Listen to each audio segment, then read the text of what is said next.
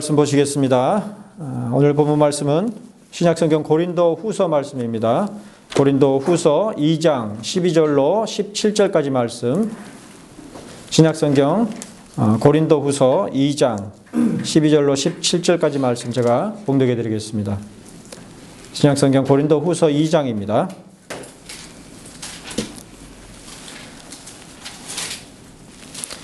내가 그리스도의 복음을 위하여 드로아에 이름에 주 안에서 문이 내게 열렸으되 내가 내 형제 디도를 만나지 못하므로 내 심령이 편하지 못하여 그들을 작별하고 마게도냐로 갔노라. 항상 우리를 그리스도 안에서 이기게 하시고 우리로 말미암아 각처에서 그리스도를 아는 냄새를 나타내시는 하나님께 감사하노라. 우리는 구원받는 자들에게나 망하는 자들에게나 하나님 앞에서 그리스도의 향기니 이 사람에게는 사망으로부터 사망에 이르는 냄새요 저 사람에게는 생명으로부터 생명에 이르는 냄새라. 누가 이 일을 감당하리요? 우리는 수많은 사람들처럼 하나님의 말씀을 혼잡하게 하지 아니하고 곧 순전함으로 하나님께 받은 것 같이 하나님 앞에서와 그리스도 안에서 말하노라. 아멘. 봉독해드린 고린도후서 2장 12절로 17절까지 말씀 가운데서 천국에 이르는 길이라는 제목으로 두 번째 시간을 갖도록 하겠습니다. 2022년 한 해가 시작되는 첫 주일이었던 지난 주일에 우리들은 윌리엄 트위세의 교리문답 제1문답에서 하나님의 말씀은 천국에 이르도록 얼마나 많은 길들을 우리에게 가르칩니까? 라고 하는 물음에 대한 답으로서 율법과 복음이라고 하는 두 가지 길들이 제시되어 있다는 답을 얻을 수가 있었습니다. 자, 그러나 그 두 가지의 길들은 동시에 제시된 것이 아니었죠. 예레미야 31장 31절로 34절에서 마치 왕의 포고문을 선포하는 사자와 같은 역할을 수행하는 선지자 예레미야가 기록한 말씀, 곧 첫 언약과 새 언약으로서 각각 제시되었던 것이 바로 율법과 복음이라는 두 가지 길이었던 것입니다. 그러니까 첫 번째로 율법의 길이, 그리고 새롭게 새 언약의 길이 열렸던 것으로 성경은 기록하고 있는 것이죠. 무엇보다 지난 주일의 메시지를 통해서 히브리서 8장 13절 말씀이 왜 예레미야 31장 31절에서 선지자가 이른바 새 언약에 대비해서 옛 언약으로 율법을 지칭하지 않고 첫 언약으로 지칭했었는지에 관해 주목하여 살펴보았는데, 그 가운데서 우리들은 언약으로서의 율법이 처음부터 결점을 지닌 불완전한 것으로서 제시되었던 것이 아니라는 것을 알 수 있었습니다. 그러니까 하나님께서 처음부터 율법이라는 불완전한 것을 주셔서 우리를 시험 들게 하셨던 것이 아니란 말이죠. 첫 언약인 율법은 하나님께서 광야의 이스라엘 백성들이 지닌 부패와 무능을 미처 간과하고서 주셨던 것이 아니라 처음부터 그 역할과 그 한계를 분명하게 지닌 채로, 그러나 그러한 한계를 통해서 오히려 하나님의 뜻하시는 것과 그 의도에 분명하게 부합하도록 주신 온전한 것이라는 사실을 파악해 보았던 것입니다. 분명히 그 목적과 방향이 담겨 있는 그런 온전한 것으로서 율법이 제시되었더라는 것이죠. 신명기 30장 16절에 기록한 바 내가 오늘 내게 명령하여 내 하나님 여호와를 사랑하고 그 모든 길로 행하여 그의 명령과 규례와 법도를 지키라. 그리하면 내가 생존하며 번성할 것이요 또 내 하나님 여호와께서 내가 가서 차지할 땅에서 내게 복을 주실 것임이니라. 그렇게 기록된 그 말씀에서 단적으로 알 수 있듯이 율법 그 자체는 분명코 우리에게 제시된 삶이요 부흥함의 방편인 것입니다. 그 율법을 따라서 온전히 행한다고 한다면 그 가운데 진정한 삶이 열리는 것이죠.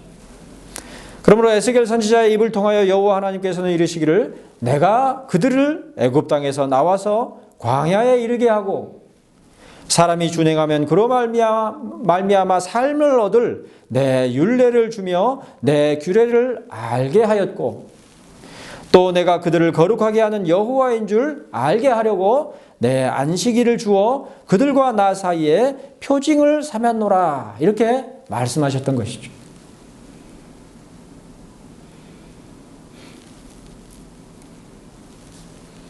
사실 율법은 삶의 방편입니다. 어떻게 살아가야 될까? 그것에 대한 분명한 길인 것이죠. 그저 육신의 생명 자체를 보존하는 것을 가리켜서 삶이라고 칭하는 것이 아니라 지향하며 추구하는 가치관과 세계관을 근거로 살아가는 것을 가리켜서 삶이라고 하는 것과 마찬가지로 율법은 하나님의 언약 백성들이 살아가는 삶의 방편인 것입니다. 살아가는 목적도 모르고 살아가는 가치관도 제대로 갖춰져 있지 않은 그런 삶이라고 한다면 살아도 사는 것이 아닌 것이죠. 짐승이나 다를 바가 없죠. 먹고 싸고 자고 좋으면 웃고 슬프면 울고 그것이 다인 그런 것이 삶이라고 한다면 그 가운데서 무슨 가치와 인간다움이 있겠냐 그 말이죠.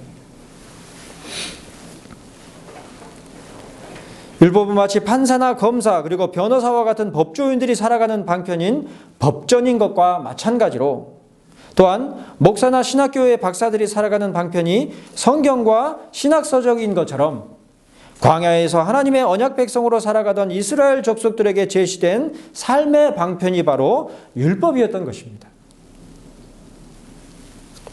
그러므로 법조인들이 법전을 거의 통째로 외우다시피 하면 그것이 자신의 삶을 살아가는 미천이 되듯이 목사와 박사들이 성경과 신학서적들을 항상 파고 연구하면 그것이 자신들의 사례와 권위를 제공하는 것처럼 광야의 이스라엘 백성들은 율법 가운데서 하나님의 율례와 규례를 알고 준행하면 그로 말미암아 삶을 얻을 수가 있었던 것입니다.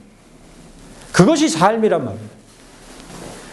그냥 주어지는 만나를 먹고 반석에서 나오는 물을 마시고 그것을 가리켜서 광야의 삶이라 그러는 것이 아니라 하나님께서 주신 그 율법을 따라 준행하며 살아가는 그것을 가리켜서 광야의 삶이라고 할 수가 있는 것입니다. 마태복음 19장 16절 이하의 말씀을 보시면 예수께 대하여서 선생님이여 내가 무슨 선한 일을 하여야 영생을 얻으리까 하고 물었던 재물이 많은 청년과의 대화를 기록한 것을 볼 수가 있는데 청년의 그러한 물음에 대하여서 예수께서 뭐라고 답하셨습니까? 내가 생명에 들어가려면 계명들을 지키라 이렇게 답하셨죠.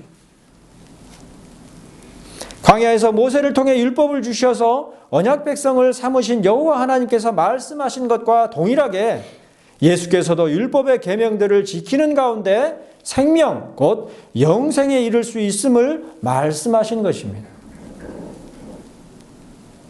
그러니까 트위스가 그 문답에서 제시한 것처럼 율법은 천국에 이르는 길로서 분명하게 제시되었던 것이죠. 하지만 여기서 우리들이 흔히 하는 오해가 있는데 그것은 누구든지 율법을 지켜 행하면 다 영생을 얻을 수 있었던 것이라고 생각하는 것입니다. 이스라엘 백성들이나 이방인들이나 다 상관이 없이 율법을 지켜 행함으로써 구원과 영생에 이르는 것, 곧 율법을 지켜 행하는 것이 수단이 되어서 구원과 영생에 이르도록 여호와께서 정하셨던 것이다. 이렇게 오해하는 것이죠. 그러나 에스겔 19장 12절에서 여호와 하나님께서는 내가 그들을 거룩하게 하는 여호와인 줄 알게 하려고 내 안식일을 주어 그들과 나 사이에 표징을 삼았노라 이렇게 기록하고 있어서 안식일 규례 자체가 어떤 천국에 이르는 구원에 이르는 그러한 요소들을 갖추고 있는 것이 아니라 그것이 하나의 표징이었다. 표징을 삼았노라 이렇게 기록한 것이죠.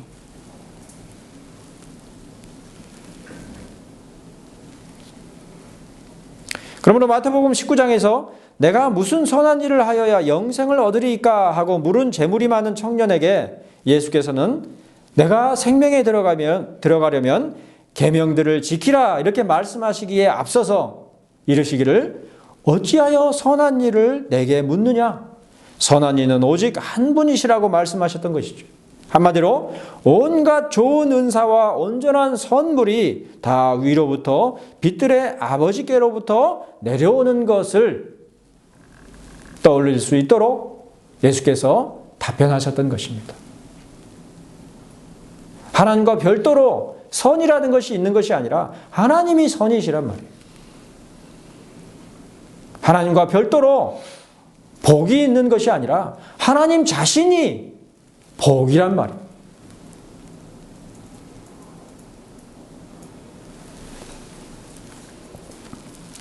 따라서 구원과 영생은 진정으로 율법을 지켜 행함으로써 비로소 획득하게 되는 것이 처음부터 아니었습니다. 오히려 구원과 영생은 언제든지 온갖 좋은 은사와 온전한 선물이 다 위로부터 빛들의 아버지께로부터 오는 것이다 라는 그 말씀과 같은 것이니 그런 하나님께서 지켜 행하도록 주셨기 때문에 비로소 율법이 구원과 영생에 이르는 수단이 될 수 있는 것입니다.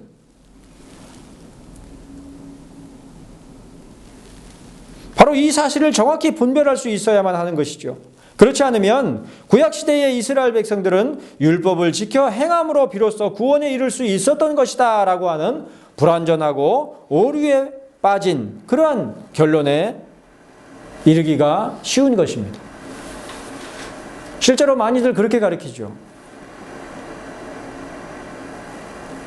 그러나 단언컨대 율법에 규정된 모든 율례와 규례들을 알아서 이를 다 지켜 행한다 할지라도 그들을 거룩하게 하여 구원하시는 분이신 여호와 하나님을 알지 못하고서는 결코 생명과 구원에 이르지 못합니다.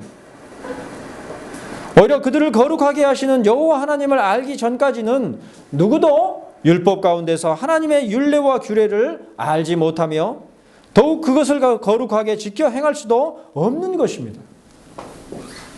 율법을 지켜 행함으로 말미암아 비로소 하나님에 대해서 알 수 있는 것이 아니라 하나님을 먼저 알 때에 율법을 지켜 행하게 되는 것이란 말이에요. 간단하게 정리하자면.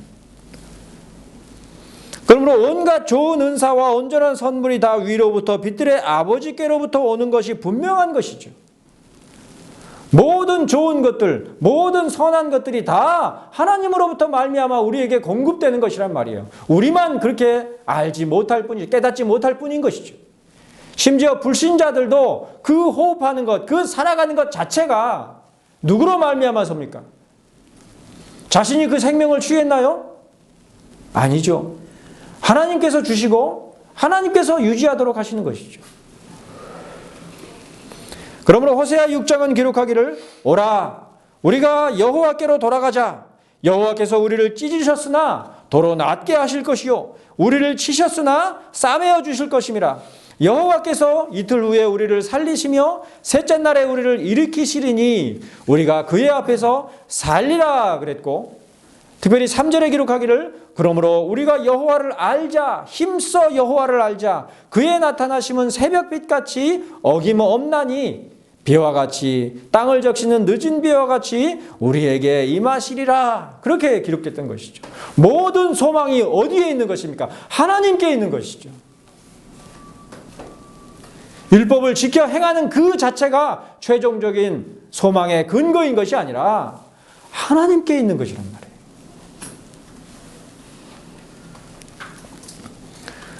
무엇보다 우리들은 율법을 온전히 지켜 행할 수가 없는 자들입니다.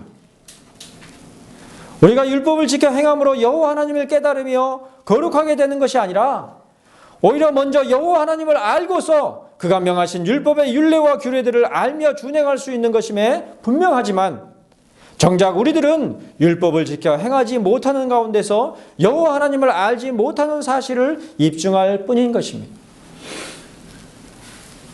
그리스도를 믿는 믿음을 지닌 신자들이라 할지라도 이 땅에서는 하나님의 계명을 다 온전하게 준행하지 못하는 자일 뿐이란 말이에요.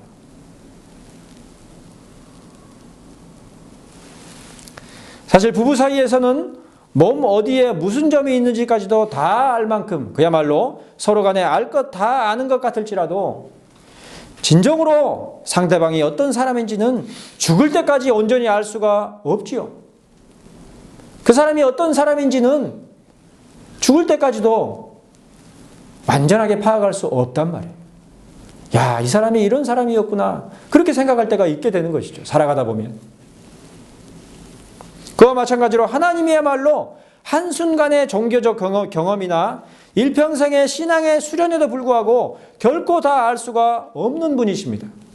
그러므로 호세아 6장 3절에 기록된 바 그러므로 우리가 여호와를 알자 힘써 여호와를 알자 그 말씀은 일평생에 걸쳐서 심지어 영원한 현재형으로 적용되는 말씀인 것입니다. 영원히 하나님을 알아가는 것이죠. 우리들은 하나님을 어느 한순간에 다 알 수 있는 것이 아니라 일생토록 알아가는 자들일 뿐인 것입니다.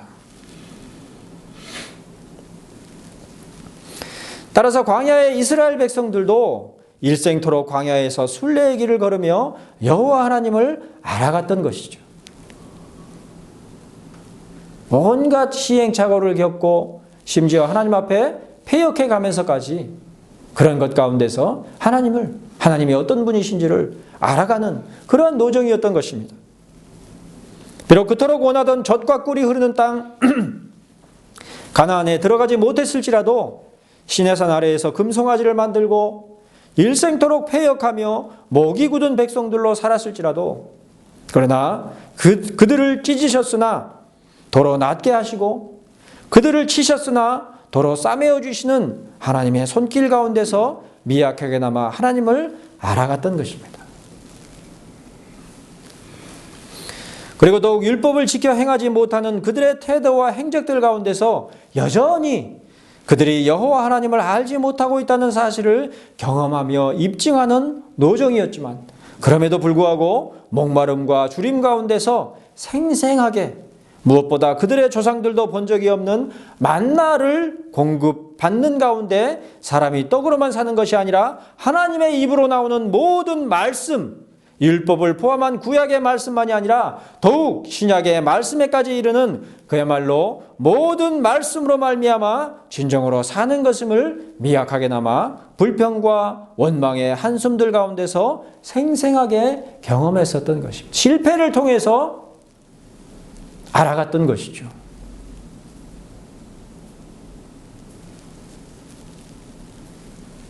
우리들도 그렇잖아요. 우리의 인생도 하나님 앞에 얼마나 열심을 내서 우리가 하나님을 알 수가 있습니까?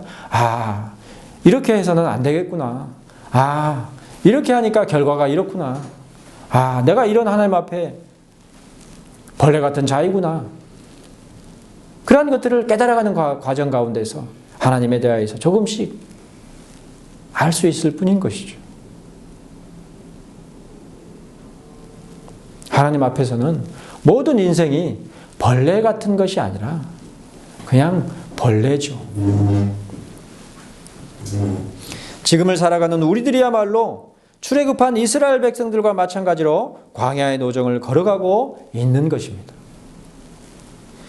주님, 이 꼴로 살아가라고 나를 구원하셨습니까? 하나님, 이렇게 해서 도무지 어떻게 살아갈 수가 있습니까? 내가 특별히 무엇을 잘못했기에 이토록 곤란한 삶을 살아야만 합니까? 이렇게 불평하며 원망하는 우리의 신앙의 현주소야말로 광야에서 쓰러져간 출애굽 백성들과 한치도 다르지 않은 것이죠. 우리들도 지금 광야의 노정 가운데 있는 것입니다. 바로 그러한 우리들의 삶은 어느새 율법을 잃어버린 것 같습니다. 율법에 관심도 없고 율법을 알지도 못하죠. 출애굽기 16장 5절에 기록한 바 여섯째 날에는 그들이 그 거둔 것을 준비할지니라는 명령에도 불구하고 일곱째 날에도 거두러 나가서 여호와 하나님의 명하신 율법을 준행하지 않았었던 광야의 백성들과 마찬가지로 우리들도 여전히 주일뿐만이 아니라 모든 날들이 다 주님의 날이다 이렇게 핑계하며 온종일 안식일로서의 주일을 성수하는 거룩함에 대해서는 거들떠보지도 않으며 더더욱 영원한 도덕법으로서의 십계명에 관한 안목과 이해조차 거의 결여된 채로 그저 만나와 메추라기를 구하는 듯 응답함이나 치유의 메시지와 같이 현세적인 체험들만을 바라며 추구하는 삶을 살아가고 있는 것입니다. 성경 말씀과 같이 거머리처럼 다오 다오 다오 하는 그러한 것이 믿음인 것처럼 생각하며 살아가는 것이죠. 하나님이 무슨 빚쟁이입니까? 주시옵소서 주시옵소서만 하게.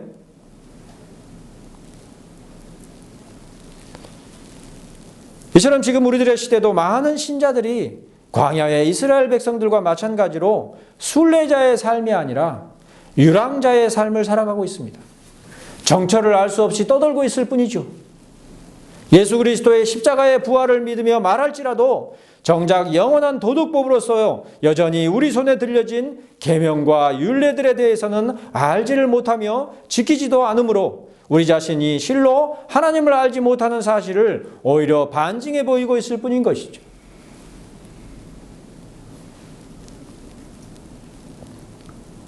그러므로 윌리엄 트위스의 교리문답 제5문답에서 묻는 바 우리가 하나님의 율법의 길에 의해 천국에 갈 수 있습니까? 라는 물음에 대해서 우리들도 당연히 뭐라고 대답해야 될까요? 없습니다 라고 답할 수밖에 없는 것이죠. 또 제6문답에서 묻는 바 왜 그렇습니까? 라고 하는 물음에 대해서도 우리가 율법을 행할 수 없기 때문입니다 라고 답할 수밖에 없는 것이지만 우리들은 그 원인이 율법 자체의 불완전함이나 그 안에 담긴 모순 때문이 아니라 우리들 자신의 부패와 무능력 곧 율법에 대한 불순종과 완고함 때문임을 인정하지 않을 수 없을 것입니다.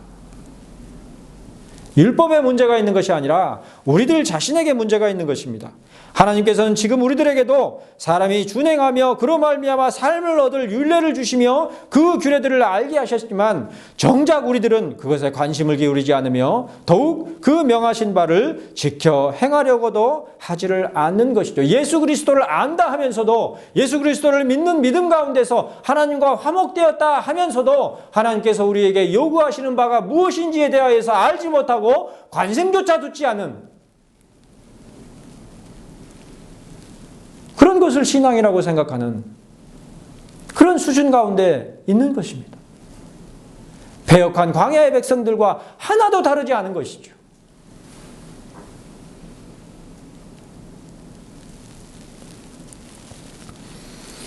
따라서 하나님은 율법에 더하여 복음 곧 마가복음 16장 16절에 기록한 바 믿고 세례를 받는 사람은 구원을 얻을 것이요 믿지 않는 사람은 정죄를 받으리라고 한 것에서 알 수 있는 바 예수 그리스도를 믿으라 그리하면 너희가 구원받을 것이니라 라는 복음의 길을 예비하셨던 것입니다.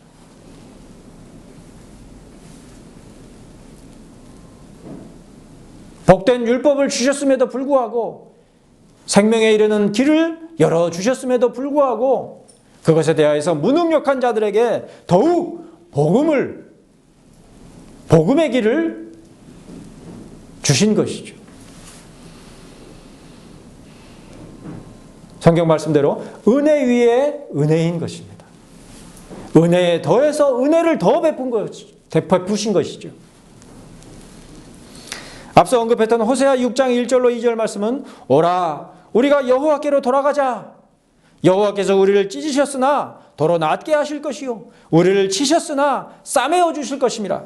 여호와께서 이틀 후에 우리를 살리시며 셋째 날에 우리를 일으키시리니 우리가 그의 앞에서 살리라고 기록하고 있는 그 말씀 1절에 그 말씀이 사람이 준행하며 그로 말미암아 삶을 얻을 율법을 주셨음에도 이를 지켜 행하지 않으므로 진노하시며 징벌하셨던 광야의 노정을 떠올리도록 하는 데 반해서 이어지는 2절에 기록한 바 여호와께서 이틀 후에 우리를 살리시며 셋째 날에 우리를 일으키시리니 우리가 그의 앞에서 살리라는 말씀은 예수 그리스도의 부활과 또한 그를 따르는 신자들의 부활을 떠올리도록 하는 가운데서 복음의 유익과 그 헤아릴 수 없는 풍성한 은혜의 내용을 짐작해 볼 수 있도록 하고 있는 말씀인 것을 볼 수가 있습니다. 그 말씀대로 예수께서 사흘 만에 부활하셨고 그러한 부활을 따라서 우리들도 부활할 수 있는 것을 소망할 수 있게 된 것이죠.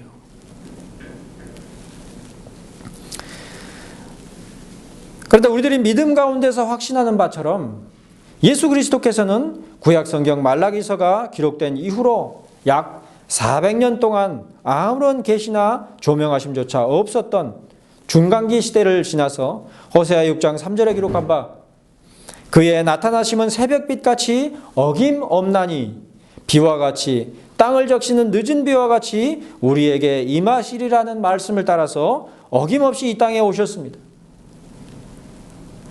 400년이면 몇 세대입니까? 대략 한 세대를 50년으로 치죠. 그죠? 사회적으로, 경제적으로 가장 왕성하게 활동할 수 있는 시기가 대략 50년 정도로 봐서, 그죠? 그러니까 한 세대를 대략 50년으로 치면 400년이면 몇 세대예요? 8세대죠. 그러면 그 8세대 동안에 아무런 계시나 아무런 조명하심이 없었다고 한다면 사람들의 의식 속에 어떤 인식이 자리했겠습니까? 아, 예수 그리스도께 메시아께서 오시지 않는구나. 이렇게 생각했겠죠. 그런데 오셨단 말이에요. 따라서 복음은 예수 그리스도께서 이 땅 가운데 오신 이후 그리고 30살 즈음에 이르러서 비로소 선포되었던 것이 아니라 이미 호세아와 에스겔 같은 선지자들, 더욱 근본적으로는 신명기 34장 10절에 언급한 바 그 후에는 이스라엘에 그와 같은 선지자가 일어나지 못하였다고 한 모세에 이르기까지 이미 구약의 수많은 선진, 믿음의 선진들이 바라보며 앞서 선포해왔던 것임을 알 수가 있습니다. 호세아 6장 3절만이 아니라 신명기 18장 15절에 이미 앞서 기록한 바 내 하나님 여호와께서 너희 가운데 내 형제 중에서 너를 위하여 나와 같은 선지자 하나를 일으키시리라는 말씀이 이미 예수 그리스도에 의한 구원의 기쁜 소식을 앞서 선포하고 있는 말씀이었던 것이죠.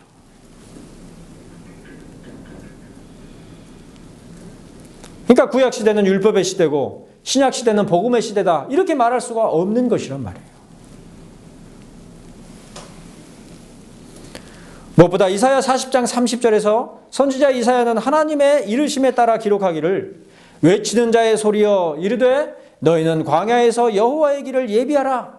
사막에서 우리 하나님의 대로를 평탄케 하라 그랬으며 바로 그러한 선지자의 예언을 이어서 낙타털 옷을 입고 허리에 가죽띠를 띠고 음식은 메뚜기와 석청이었던 세례 요한이 이르러서 회개하라 천국이 가까이 왔느니라 그렇게 외쳤으니 이미 모세를 비롯하여 에스겔과 호세아 그리고 구약의 수많은 믿음의 선진들이 바라보던 예수 그리스도에 의한 구원의 기쁜 소식이 복음의 길을 통하여서 새벽빛같이 어김없이 또한 땅을 적시는 늦은 비와 같이 분명하게 임했었던 것입니다.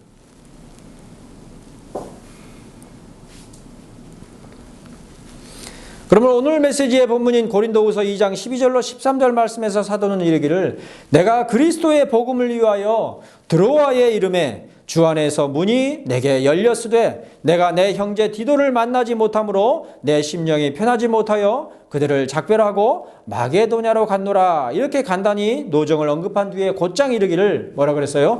항상 우리를 그리스도 안에서 이기게 하시고 우리로 말미암아 각처에서 그리스도를 아는 냄새를 나타내시는 하나님께 감사하노라고 한 것입니다.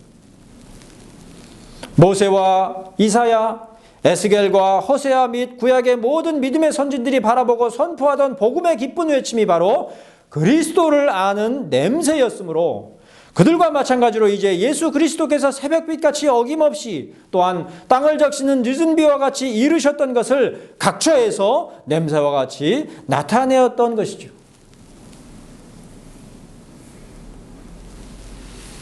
이후로 15절에서 사도는 그 냄새를 가리켜서 이르기를 그리스도의 향기라 그랬는데 그 향기는 우리의 선한 행실이나 착한 마음에서 나오는 향기가 아니라 그리스도를 아는 냄새였습니다.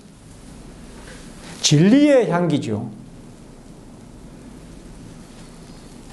우리가 이웃에게 섬기고 봉사하고 가난한 자들에게 구제하고 이런 것을 가리켜서 그리스도의 향기라고 그런 것이 아니라 진리의 냄새란 말이에요. 그리스도를 아는 냄새란 말이에요. 우리들이 행하곤 하는 선한 행실과 착한 마음가짐은 그 자체로는 우리 자신의 냄새일 뿐이지만 그러나 그리스도를 알므로 말미암아 우러나오는 행실과 마음씨로 행하는 것이라고 한다면 그것은 분명 우리 자신의 냄새가 아니라 그리스도의 향기임에 분명한 것입니다. 왜요? 그리스도의 복음으로 말미암아서 우러나오는 향기이기 때문에.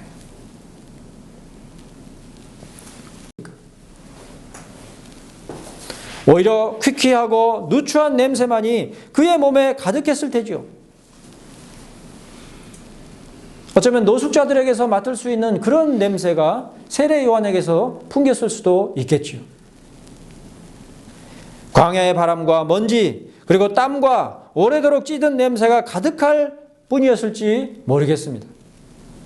심지어 호세아와 에스겔, 이사야와 예레미야, 무엇보다 이스라엘에서 다시는 없었던 선지자 모세에 이르기까지 이 땅에서 그들의 삶의 냄새는 결코 향기일 수 없었을 것입니다.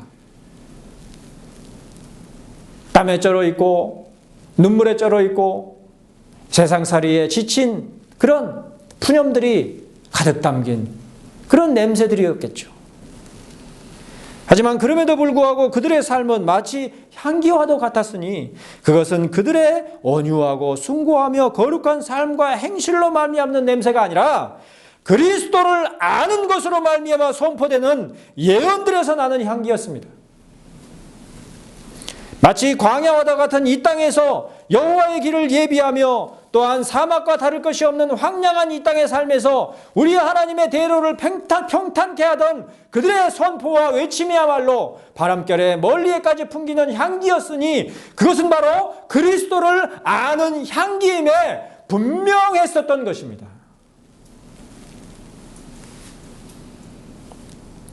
눈으로 본 적도 없고 한 번도 대화 나눈 적도 없지만 하나님의 계시 가운데서 그리스도를 아는 자들이 구약의 선진들이었단 말이에요. 그런데 사도 바울은 이어지는 고린도후서 2장 15절에서 이르기를 우리는 구원받은 자들에게나 망하는 자들에게나 하나님 앞에서 그리스도의 향기라고 하면서 또한 더하여 16절에 이르기를 이 사람에게는 사망으로부터 사망에 이르는 냄새요 저 사람에게는 생명으로부터 생명에 이르는 냄새라 그랬습니다. 즉 구원받은 자들에게만이 아니라 망하는 자들에게도 그리고 생명으로부터 생명에 이르는 냄새일 뿐만 아니라 사망으로부터 사망에 이르는 냄새라고 하는 양극단의 냄새를 언급하고 있는 것입니다. 조금 이상한 문구죠. 사실 냄새이든 향기이든 두 단어 모두는 부정적인 의미로 사용된 단어가 결코 아닙니다.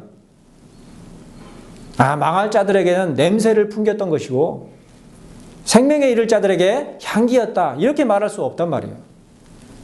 헬라어 오스메나 유오디아는 공이 좋은 냄새의 의미일 뿐 조금이라도 악취 같은 그런 의미가 전혀 담겨있지 않은 것입니다.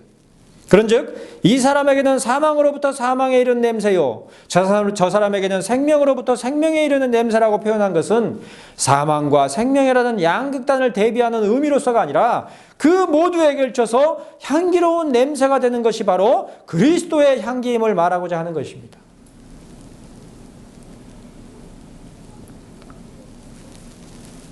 물론 그럼에도 불구하고 사도는 사망에서 생명에 이르는 냄새라고 말하지를 않았습니다. 오히려 분명하게 이르기를 사망으로부터 사망에 이르는 냄새라 그랬으니 그리스도의 복음은 아무런 구별이 없이 모두에게 생명을 이루는 냄새가 되지 않는 것입니다. 오늘날 완벽하게 대세를 이루고 있는 보편구원론과 같은 그런 개념이 아니란 말이에요. 오히려 그리스도의 향기를 맡고서도 생명에 이르지 못하는 자들의 사망으로 인하여서 그 정죄함이 더욱 분명하고 명확하게 될 뿐이니 그야말로 사망으로부터 사망에 이르는 냄새인 것이죠. 한마디로 그리스도의 복음의 향기는 구원받은 자들에게나 망하는 자들에게나 하나님 앞에서 그리스도의 향기임에 분명한 것이지만 그럼에도 불구하고 이 사람에게는 사망으로부터 사망에 이른 냄새요 저 사람에게는 생명으로부터 생명에 이른 냄새가 될 뿐인 것입니다.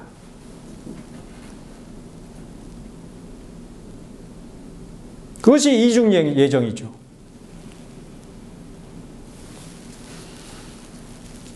더욱이 오스메 곧 냄새라는 말은 옳은 혹은 좋은이라는 뜻의 헬라어 유와 냄새를 풍기다라는 뜻의 헬라어 단어 오조가 결합된 단어로서 좋은 냄새를 풍기다라는 의미를 가진 단어입니다. 예컨대 출애굽기 29장 18절에 기록한 바 그 순양 전부를 제단 위에 불사르라. 이는 여호와께 드리는 번제요 이는 향기로운 냄새니 여호와께 드리는 화제니라는 말씀에서 언급한 냄새라는 단어를 구약의 히브리어 성경을 헬라어로 번역한 70인역 성경에서는 동일하게 오스메로 포기한 것을 볼 수가 있으니 한마디로 하나님 앞에 좋은 냄새로 풍겨지는 것이 바로 그리스도의 향기인 것입니다.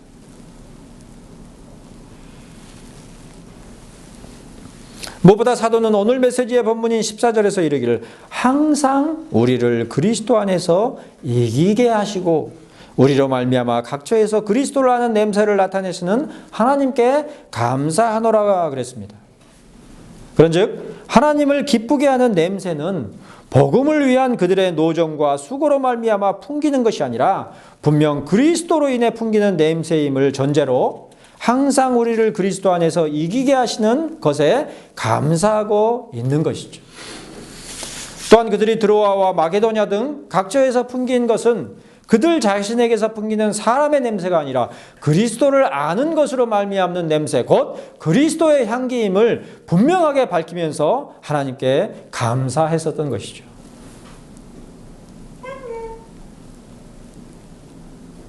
출애굽기 29장에서 순양 전부를 제단 위에 불사르는 번제의 냄새를 가리켜서 이는 향기로운 냄새라고 한 것이 제사장의 수고와 헌신으로 말미암는 것이 아니듯이 오히려 제사장조차도 번제에 앞서서 스스로를 정결케 해야만 하는 자였던 것처럼 하나님을 기쁘시게 하는 향기는 제사장들이나 사도들로 말미암는 것이 아니라 다만 하나님 앞에 단번에 자기를 드리신 그리스도로 말미암는 것이 분명한 것입니다. 그래서 향기가 되는 것이죠.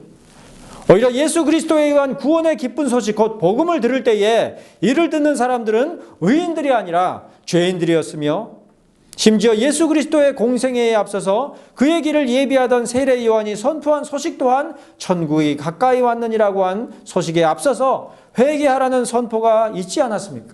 그런즉 우리들 자신에게서 풍기는 것은 결코 하나님 앞에 향기로운 것일 수가 없음에 더욱 분명한 것입니다. 우리에게서 나는 냄새들은 온갖 인간적인 냄새들이란 말이에요.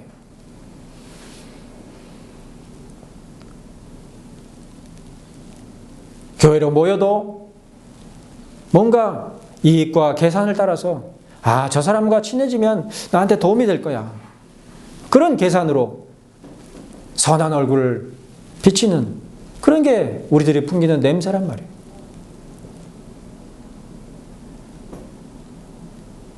뭔가 조금이라도 비판의 말을 하고 조언을 하면 듣기 싫어하죠. 네가 뭔데? 심지어 죄를 범해도 그 죄에 대해서 지적하면 싫어하죠. 당신이 뭔데? 당신은 얼마나 깨끗해서? 그런 냄새나 풍기는 것이 사람이란 말이에요. 그런 게 사람 냄새죠. 인생 뭐 있어? 뭐 다 같이 실수도 하고 잘못도 저지르고 그런 것이지 뭘 그런 걸 따져. 이런 게 사람 냄새란 말이에요. 하지만 그럼에도 불구하고 오늘 우리 시대의 신앙과 실천에 있어서 과연 하나님께서 기쁘게 받으실 만한 그리스도의 향기를 얼마나 풍기고 있을까요? 오히려 그리스도의 향기는커녕 온갖 인간적인 냄새들과 심지어는 그리스도에 관한 무지의 악취조차 가득하지 않습니까? 예수 그리스도를 믿는 믿음으로 말미암아 구원에 이르는 것이지 율법을 행하는 것은 이제 우리와 아무 상관이 없어. 그건 향기가 아니라 악취죠. 언제 예수께서 그렇게 명하셨습니까? 언제 예수께서 그렇게 가르치셨습니까? 그러면 우리 시대의 신앙과 실천의 공동체인 수많은 교회들 가운데서 풍기는 것이라고는 소망하는 바를 성취하지 못함으로 말미암아서 상한 마음의 치유와 병든 육신의 회복, 그리고 열심히 믿고 구해서 얻어내는 것들에 대한 영웅담식의 간증들이 거의 전부이다시피 하죠. 하나님께 영광을 돌리지만 사실은 자신에게 영광을 돌리는 것이죠. 심지어 개혁신학을 얘기하고 여러 교리문답들을 살펴보면서도 정작 그리스도에 관해서는 실제적으로 아는 바가 없는 한낱 사변에 불과한 경우들도 얼마든지 찾아볼 수가 있는 것입니다. 생각으로 개혁신학을 말할 뿐이지 그 개혁신학에 몸담고 그대로 살지 않는단 말이에요. 저 시골의 유생들만도 못하죠. 그런 법이 없소 하고 법도를 따지는 유생들만도 못하단 말이에요. 잘 아시는 바와 같이 예수 그리스도에 의한 구원의 기쁜 소식 곧 복음은 모든 자들에게 주어졌던 것이 아닙니다. 예수 그리스도께서 그의 사역을 시작하실 때에 세례 요한이 천국이 가까이 이르러니라 이렇게 선포하지만 않고 회개하라고 선포하는 가운데서 천국이 가까이 이르러니라고 말한 것에서 알 수 있듯이 복음은 원래 죄인인 우리들에게 주어졌지만 모든 죄인들이 아니라 믿고 회개하는 자들에게만 주어진 것입니다. 그 자들에게만 복음이죠. 마찬가지로 예수 그리스도의 복음을 요약하고 잘 정리한 교리문답들 또한 모든 듣는 자들과 이해하는 자들에게 구원의 기쁜 소식이 되는 것이 아니라 언제든지 진실로 회개하는 마음으로 있는 자들, 다른 사람들의 안목 가운데 있는 티끌들을 살피기 위해서가 아니라 자기 자신의 안목 가운데 있는 들보를 빼내기 위해 겸손하고 진실한 심령으로 간절히 탐구하며 깨달으려 애쓰는 자들에게 비로소 복되고 기쁜 소식이 되는 것이니 바로 그러한 자들의 모습, 곧 사도행전 17장 11절에서 언급하는 간절한 마음으로 말씀을 받고 이것이 그러한가 하여 날마다 성경을 상고했었던 베레아 사람들과 같은 자들에게 주어지는 것이 바로 기쁜 소식, 복음의 교리들인 것이죠.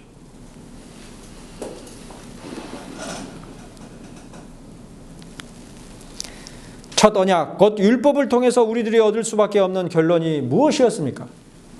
율법이란 사람이 준행하면 그로 말미암아 삶을 얻을, 생명을 얻을 하나님의 법임에도 불구하고 육신으로 말미암아 연약하여 준행하여 삶을 얻지 못한다는 사실 아닙니까? 복으로 우리들에게 주어진 것이지만 그대로 따라 행하지 못한단 말이에요.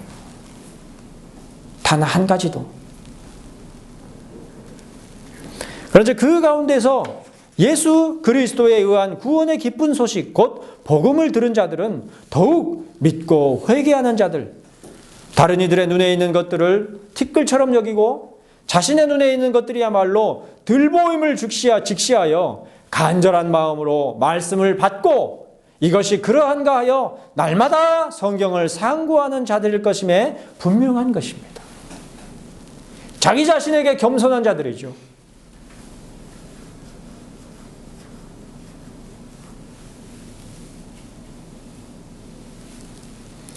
그러므로 율법은 우리로 더욱 겸손하게 하며 육신의 안목과 정욕을 더욱더욱 부인할 수밖에 없게 하는 엄격한 초등교사와 같은 역할을 우리의 심령 안에서 수행하는 것입니다.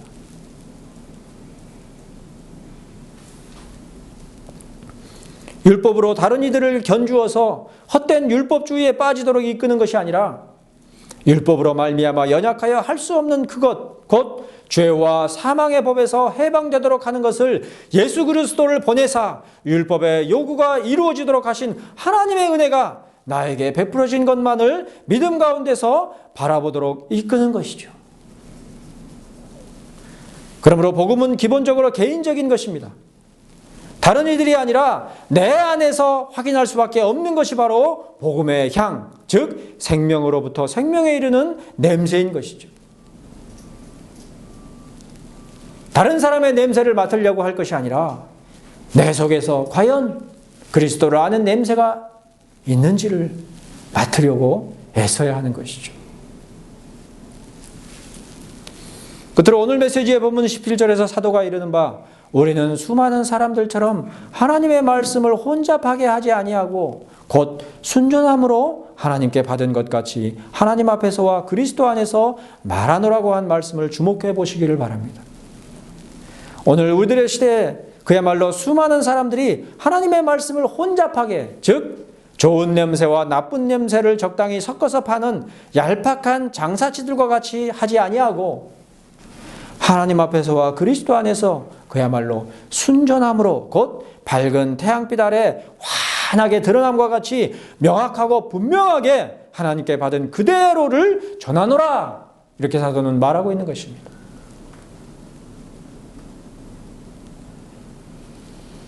오늘날 그렇게 말할 수 있는 설교자들이 얼마나 되겠어요? 저만 해도 이렇게 자신 있게 말하지만 삶을 바라보면, 생활을 바라보면 조선시대에 유생들만도 못하죠.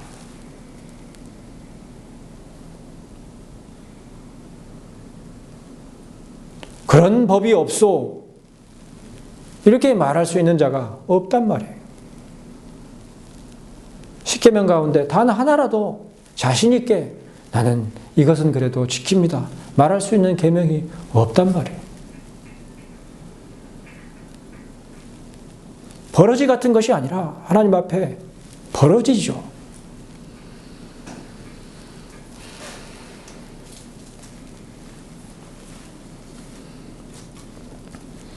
그런즉 비록 부족한 자일지라도 말씀을 전하는 이자의 입술이 바로 그러한 입술이 되기를 위해서 함께 기도하며 후원해 주시기를 요청하는 바입니다.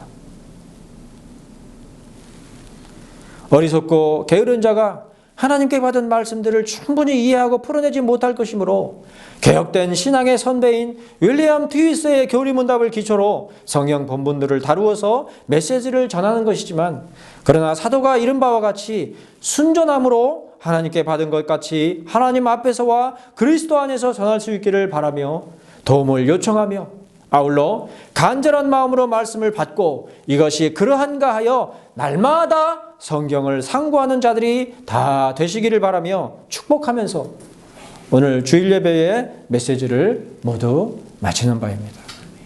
기도하시겠습니다. 아버지 하나님, 오늘도 우리 손에 들려주신 말씀 가운데서, 그리고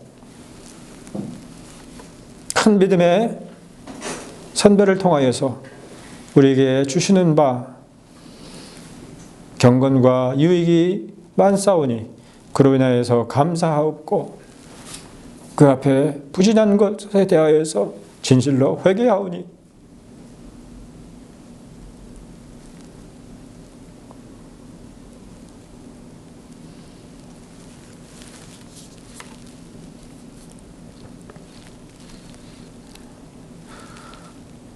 복음을 들리시고 복음으로 화답할 수 있는 입술이 되게 하시고 심령이 되게 하여 주시옵소서. 감사하며 예수 그리스도의 이름으로 기도하옵나이다. 아멘.